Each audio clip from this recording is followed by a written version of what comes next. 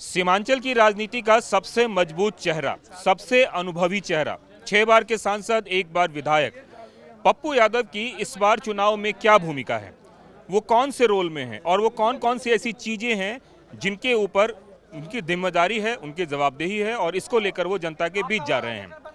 बिहार की चुनाव यात्रा में इस बार पप्पू यादव के साथ और यह जानने की कोशिश करते हैं कि आखिरकार कहां, कैसे और किस तरीके से वो जनता के बीच जाकर अपनी पैठ बना रहे हैं। इस वक्त हमारे साथ सीमांचल के सबसे अनुभवी राजनीतिज्ञ मौजूद हैं, जिनका अनुभव सांसद से लेकर विधायक तक में है। अब सवाल ये उठता है कि विधानसभा चुनाव है और विधानसभा चुनाव में इनकी क्या भूमिका होने वाली है।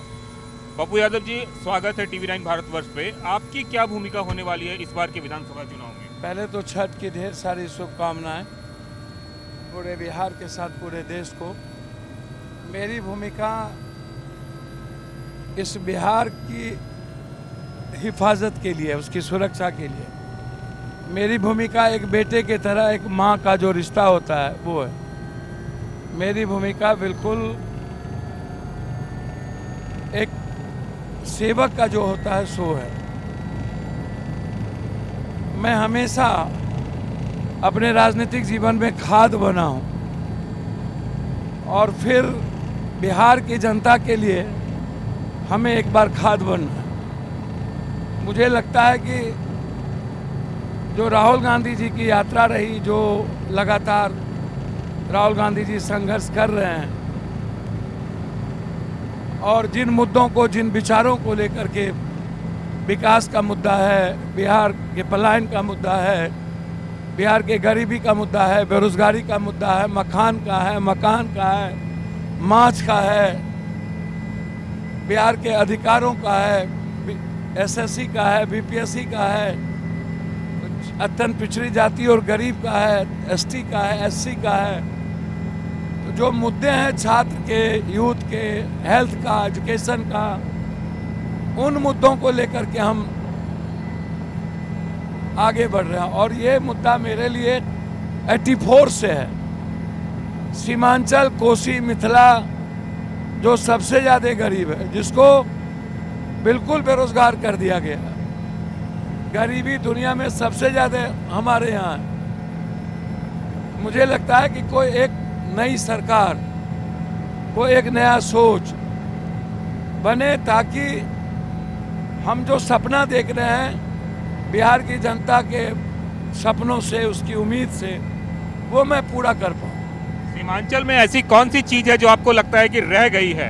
एयरपोर्ट के लिए भी आप लोगों ने संघर्ष किया, वंदे भारत और तमाम तरह की नई ट्रेनें आई हैं। आपको और क्या लगता है जो रह गई है? बहुत कुछ है अभी, बहुत कुछ। एम्स है, मखान और मक्का पर फैक्ट्री है, मछली को लेकर के, दूध की प्रोडक्टिविटी को लेकर के फैक्ट्री है, सारे बहुत मुद्दे हैं। हाई कोर्ट बेंच है, साहेबगंज से रेलवे को जोड़ने का है, सिंहेश्वर स्थान, कुशेश्वर गरीब स्थान को जोड़ने का है बाबा धाम से। तो इस तरीके से बहुत बड़े बड़े मुद्दे हैं जो हमें उस लड़ाई को अभी अधूरा बाकी है। अभी तो नेपाल से रेलवे को जोड़ने का, एक्सप्रेसवे बनने का, कई 4 लेन बनने का, इस इलाके में बीमारी को लेकर के जो मेरी लड़ाई है, हेल्थ को, उसको, और सबसे बड़ा मुद्दा है आईटी हब इस इलाके को बनाया जाए, IIM, ये हमारा मुद्दा है। और ये स्केल है, इंडोर बड़ा स्टेडियम है इंटरनेशनल। इन मुद्दों को लेकर के हम आगे बढ़ेंगे। इस बार आपको क्या लगता है सीमांचल में ऐसा क्या होने जाने वाला है जिसका असर पटना में दिखेगा? सर, सीमांचल इस बार राहुल गांधी जी और कांग्रेस गठबंधन के साथ खड़ी होगी। जो यहाँ की अत्यंत पिछड़ी जाति, माइनॉरिटीज, ओबीसी के जो लोग हैं, उनका कहना कि नहीं, बहुत हो गया, 16 साल तक हम ठगे गए, विशेष राज नहीं मिली, विशेष पैकेज नहीं मिला, एक यूनिवर्सिटी नहीं मिली, एक स्मार्ट सिटी नहीं मिला, मेट्रो नहीं मिली, हमारी सारी फैक्ट्रियां बंद हो गई, बाढ़ का क्षेत्रफल बढ़ गया, 73% 7 से आगे बढ़ गया।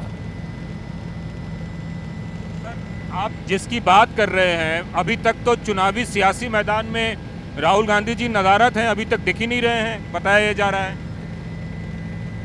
भैया आप क्लियर रहिए, राहुल गांधी जी 17 दिन लगातार यात्रा किए हैं भाई, फिर CWC की बैठक हुई, फिर लगातार 5 गारंटी, भैया मैया योजना, पूरी लड़ाई राहुल गांधी जी की है। और राहुल गांधी जी इस देश के नफरत के खिलाफ, विनाश के खिलाफ लड़ रहे हैं, मोहब्बत और विकास के सवाल पे लड़ रहे हैं। बताया जा रहा है कि 28 तारीख को 28 या 29 को राहुल गांधी आएंगे, तब तक में मोदी जी 2 सभाएं 4 सभाएं कर चुके हैं। कहाँ 4 सभा करिए, 2 सभा किए हैं, तो राहुल गांधी जी तो 17 दिन रह चुके हैं, और 29-30 राहुल गांधी यही हैं, फिर 1-2 प्रियंका गांधी जी हैं।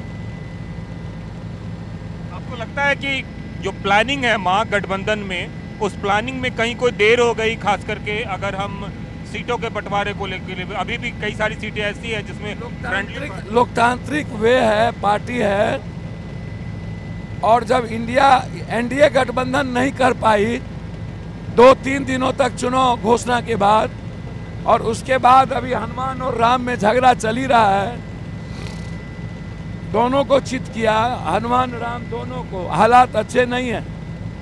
मांझी ने कह दिया NDA को भुगतना होगा, गिरिराज ने कह दिया BJP मुगलताय में ना रहे, कुशवाहा ने कहा सब कुछ ठीक नहीं है।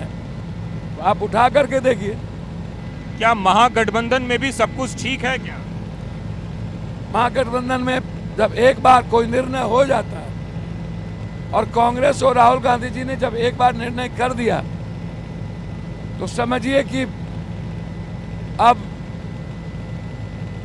कोई समझौता नहीं, अब सब स्वीकार कर लिया। आपको लगता है कि मुख्यमंत्री के उम्मीदवार के चयन में देरी हो गई महागठबंधन की तरफ से? थोड़ी सी देरी हुई है, यही 2 महीना पहले हुआ होता तो हम 160-70 सीट जीतते। थोड़ी सी सीट को लेकर के, तो थोड़ा जब अलग अलग पार्टी होती है तो विचार भी अलग अलग होते हैं, एक विचार को कंसोल करने के लिए थोड़ा सा देर तो होता ही है।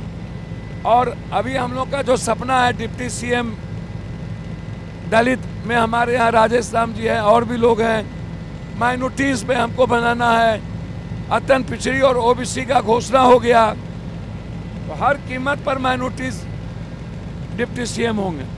आपको लगता है कि तेजस्वी यादव के अड़ियल रवैये की वजह से इतना वक्त लगा? देखिए, मेरा मानना है कि किसी का अड़ियल रवैया नहीं होता है, अपने अपने इश्यूज होते हैं, मुद्दे होते हैं, विचारधारा होती है, हर पार्टी के अपने मुद्दे हैं, विचारधारा है, रवैया अड़ियल नहीं होता है, और उसको बहुत सबसाइड करने में, म्यूचुअल अंडरस्टैंडिंग बनाने में थोड़ी समय लगती है। मैं इसको स्वीकार करता हूँ, कुछ देर हुई है, लेकिन देर आए दुरुस्त आए। आपको अभी ऐसा लग रहा है कि डिप्टी CM को लेकर भी अभी भी कोई बवाल बचा हुआ है, या सब क्लियर है? कोई बवाल नहीं, सब क्लियर है। अत्यंत पिछड़ी जाति के डिप्टी CM, माइनॉरिटीज और दलित 2 और डिप्टी CM, हमारे नेता गहलोत जी ने इस बात को कह दिया है फाइनल।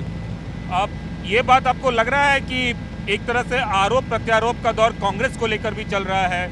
कई जगहों पे यह है कि बाहर से जो नेता है उन्होंने जो है कांग्रेस को एक तरीके से हाईजैक कर लिया, कुछ आरोप आपके ऊपर भी लगता है कि उन्होंने भी कांग्रेस को हाईजैक कर लिया है?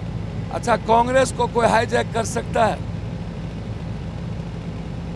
अमेरिका के राष्ट्रपति इक्विवेलेंट नेहरू जी थे, लाल बहादुर शास्त्री, सरदार पटेल थे। कांग्रेस मुक्त करने की बात करने वाला नरेंद्र मोदी, अमित भाई, सो तो कांग्रेस को देख नहीं पाई। राहुल गांधी का घर छीना गया, सुरक्षा छीना गया, सदस्यता छीना गया, तब कांग्रेस कहाँ है? कांग्रेस राहुल गांधी जी या खड़गे जी से नहीं चलता, प्रियंका जी से। कांग्रेस चलता है नीचे से ऊपर, CWC, CEC, और कांग्रेस को कोई हाईजैक नहीं कर सकता। कांग्रेस अनुशासित पार्टी है।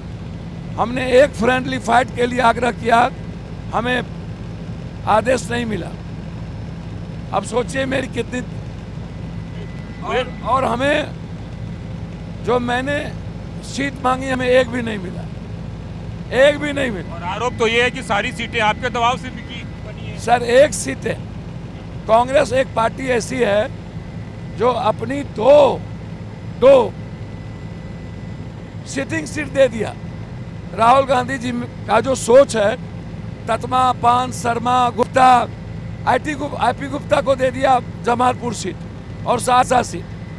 हमने महाराजगंज सीट छोड़ दी। एक भी जगह हमने फ्रेंडली फाइट नहीं किया। एक भी परिवार के लोगों को टिकट नहीं मिली। सभी दल के लोग परिवार का भरमार है, हमारे यहाँ एक भी नहीं है। इस चुनाव के बाद पप्पू यादव अपनी क्या भूमिका देखते हैं, क्योंकि इतना सीनियर, इतना एक्सपीरियंस है, सांसद है, विधायक, सब कुछ रह चुके हैं। Have patience, more patience than politics. Patience बहुत इंपॉर्टेंट है राजनीति और व्यक्तिगत जीवन। 84-85 से मैं कष्ट देखा हूं, लाठी खाया हूं। अब मेरे लिए पार्टी एक मां की तरह है, विचारधारा है। हम बिहार की जनता जब अपने बेटे को आज तक एक्सेप्ट नहीं कर पाई, बाढ़ में, कोरोना में, हर घटना में, हवा से पहले, कहावत है कापर करूं सिंगार पिया मोर आनर, और जिसके लिए कान कटाए वही के कनकट्टा। तो मैं किसी और को दोष नहीं दे सकता हूं। मेरे में कोई कमी रह गई हो या मुझे राजनीति करने नहीं आता हो, हम सिर्फ एक विद्रोही हैं या एक सेवक हैं या एक बेटा है। राजनीति मैंने इस बार सीखी और कांग्रेस को मैंने इस बार बहुत नजदीक से जाना। अभी तक राहुल गांधी जी, प्रियंका गांधी जी के विचार, उनके प्रेम के कारण और कांग्रेस पार्टी के विचारधारा के कारण मैं समर्पित हूं। लेकिन कांग्रेस पार्टी के सीनियर का जो डिसिप्लिन है, वे है, वो सब कुछ इस बार मुझे सिखाया। आपको ऐसा नहीं लगता है कि चुनाव के बाद अगर महागठबंधन जीतती है तो सीमांचल से एक बड़ा चेहरा के तौर पे आपकी भी कोई भूमिका होनी चाहिए? देखिए, एक बात समझिए, मैं आपको बता दूं और इसको बहुत नजदीक से आप समझने का प्रयास कीजिए। मेरी भूमिका को तय करना जनता की दायित्व है। बिहार मेरी मां की तरह है, उसी मेरी जिंदगी है। सीमांचल मेरा लाइफ लाइन है। मैं सीमांचल को दुनिया का नंबर 1 देखना चाहता हूं, कोसी को। ये जनता एक बार दिखाना चाहूंगा, कैमरा पर्सन एक प्लीज दिखाएं कि किस तरीके से यहाँ पे इंतजार में ये भवानीपुर की जनता है जो नीचे खड़ी है, और निश्चित रूप से ये एक अभूतपूर्व समय है उनके लिए, और बड़ी संख्या में यहाँ पे लोग पहुँच रहे हैं। और ये तस्वीर काफ़ी यहाँ पे देखने को मिल रही है कि पूरा का पूरा जो ये समाज है यहाँ पे पहुँचे हुए हैं लोग, और ये पहुँच रहे हैं अपने उस नेता को देखने के लिए जिस नेता को लेकर यहाँ पे वो सुनने आए हैं, मिलने आए हैं। आज छठ का दिन है, मिलने मिलाने का दिन है, तो चुनावी सभा से इतर भी आपके मिलने मिलाने का दौर चल रहा है? जी, इनकी माँ डेथ कर गई है। सभा 2 जगह आगे है। यहाँ जप्पो बाबू हैं मुखिया जी, उनकी माँ डेथ कर गई। अच्छा, तो उनसे आप पहले मिलने जाएंगे? मैं उनसे 2 मिनट मिलूंगा यहाँ से सभा में नहीं। तो हम जिसकी बात कर रहे थे कि आप रुपौली विधानसभा, ये रुपौली है, तो इस बार सीमांचल में कितनी सीटें आप उम्मीद करते हैं? मुझे लगता है कि 97-98% सीटें सीमांचल की। पिछली बार से अच्छा परफॉर्मेंस होगा? सीमांचल इस बार खड़ा है सरकार बनाने।